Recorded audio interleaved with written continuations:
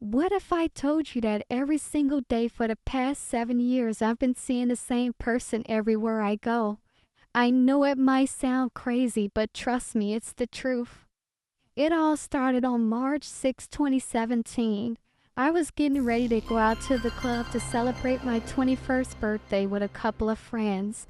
The club was packed because a famous DJ was playing at night, and it felt like the entire city was there.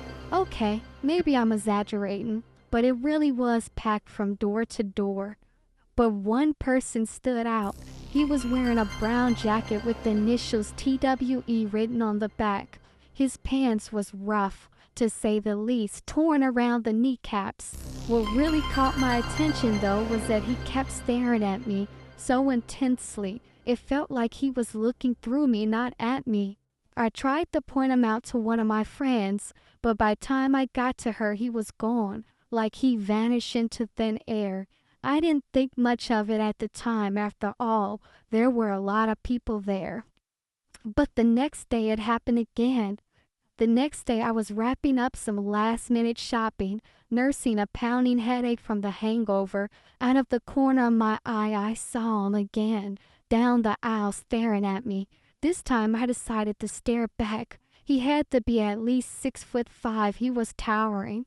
Frustrated, I yelled out, "Hey! Why do you keep staring at me?" But he didn't respond. Instead, he turned around, his back letting me see those initials again. TWE. I couldn't hold back my anger any longer. I started yelling, calling him every name I could think of, but he just stood there, back turned like a statue. I rushed to the front of the store to get security. It only took us 4 minutes to return to the aisle, but when we got there, he was gone. "Unbelievable," I shouted. He disappeared again. Present day. I woke up this morning hoping and praying that today will be the day I don't see him. I just want peace, especially since I'm leaving the country today to celebrate my best friend's wedding anniversary in Cabo. Anxiety is creeping in, knowing that there will be hundreds of people at the airport, increasing the chances of him following me or just appearing there. I know you're wondering why I never had anyone check the cameras. Trust me, I did. He's never there.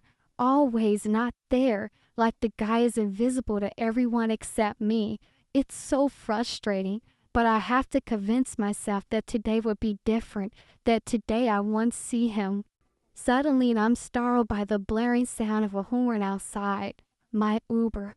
Lately, I've taken to staring straight ahead, counting my steps from the house to the curve, so I can walk with my eyes closed just to avoid seeing him. I get into the car and the driver greets me with a cheerful good morning. I respond with a quick good morning back. He seems like he wants to chat, but all I want to do is close my eyes and pray that today is the day I don't see him, that I don't see those initials, that I finally have peace and can be normal. I just keep hoping.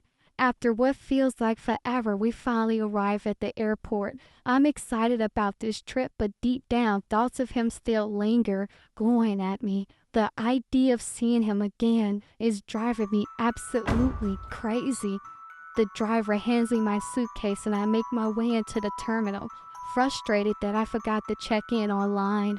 Now I have to wait in this long line, giving him more time to find me. Whatever it is. While standing in line, I hear a man's voice. "Hello, miss, you dropped this."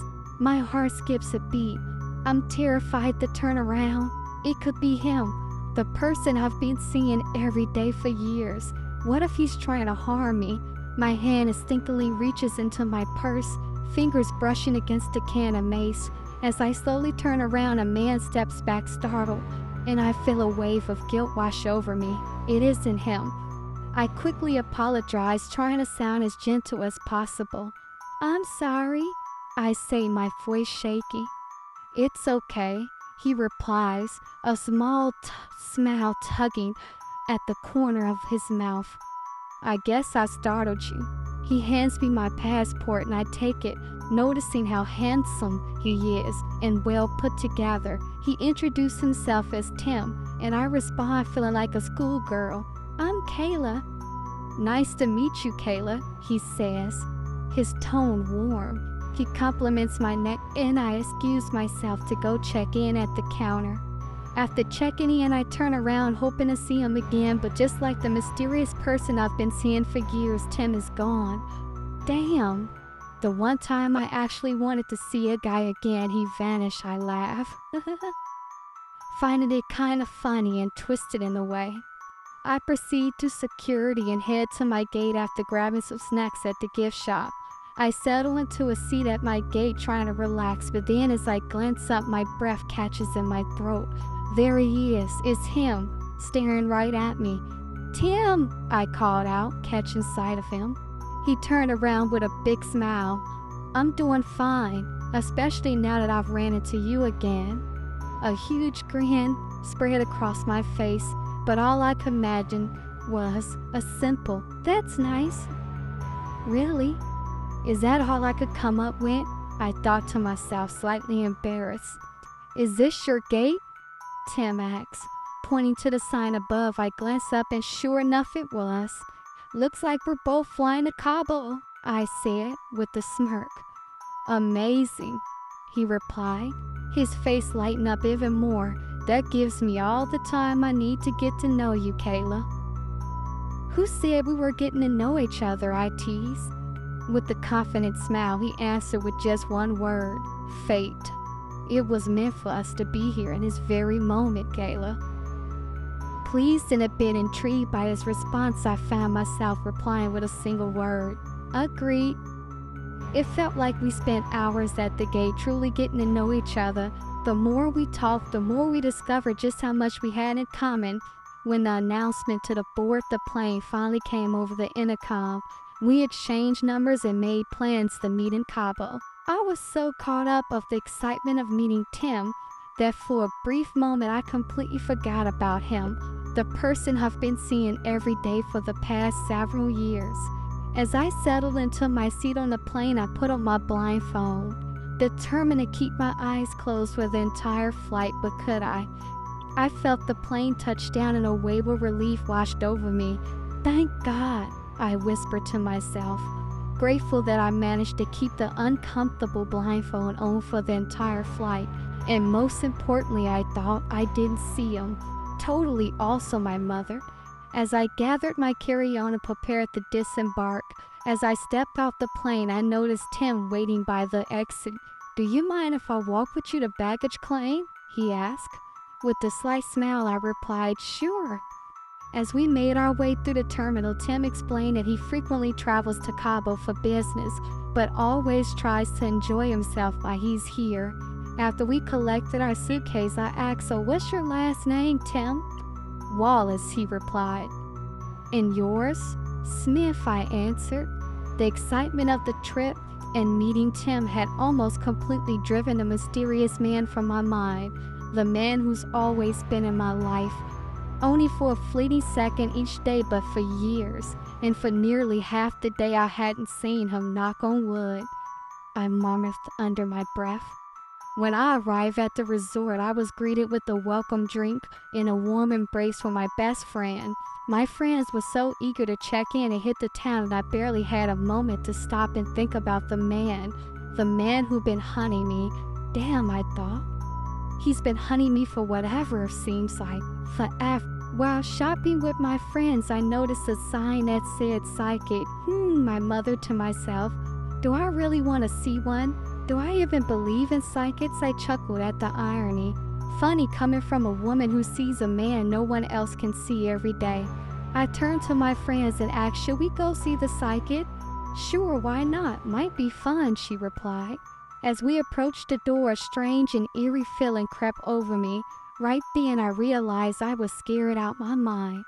As I stepped in the door, shut behind me, all I could think about was the person, wondering if this psychic truly had the answers I so desperately needed. My friends went first, asking the usual predictable questions and receiving the same generic answers.